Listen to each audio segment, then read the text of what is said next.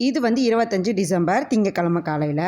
Sunday வந்து நண்டுங்கிறனால உடம்பு கொஞ்சம் ஹீட்டாக இருக்க மாதிரி இருந்ததுன்னு சொன்னனால கொஞ்சமாக சாப்பாட்டில் தயிர் போட்டு கொஞ்சம் வெங்காயமும் வச்சு கொடுத்துட்டேன். இதை விட நம்ம உடம்புக்கு குளிர்ச்சி தர்றதுக்கு நம்ம நாட்டில் இதை விட்டால் வேறு எந்த மருந்துமே இல்லைன்னு சொல்லிட்டு நினைக்கிறேன்.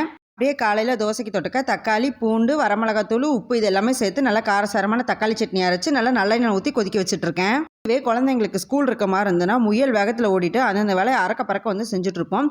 இப்போ என்னடானா ஆமை வேகத்தில் சரி பரவாயில்ல செஞ்சுக்கலான்னு ஒரு வேலையை வந்து முடிச்சுட்டு இருந்தேன். ஸ்கூலுக்கு போனால் கூட நம்மளுக்கு ஒரு ஸ்நாக்ஸோட முடிஞ்சு போயிடும். இதுவே இவங்க லீவில் வீட்டில் இருந்தாங்கன்னு வச்சுக்கோங்களேன், ஏதாவது ஒரு ஸ்நாக்ஸ் கேட்டுகிட்டே தான் இருப்பாங்க. அந்த மாதிரி மத்தியானத்துக்கு வந்து எனக்கு ஐஸ்கிரீம் வேணும், நைட்டுக்கு வந்து எனக்கு பரோட்டா தான் வேணும். அதுவும் அவள் ஃபேவரட் கடை இந்த கடை. அப்படியே கெட்டி சட்னியில் வச்சு பரோட்டாவை சாப்பிட்றதுக்கு கொஞ்சம் சாஃப்டாக தான் இருக்கும். அவள் சாக்கில் அப்படியே நம்மளும் 2 பரோட்டாவை சாப்பிட்டுட்டு இன்றைக்கி நைட்டு டிஃபன் பண்ணுற வேலையை அப்படியே பாப்பா மிச்சம் பண்ணி கொடுத்துட்டா.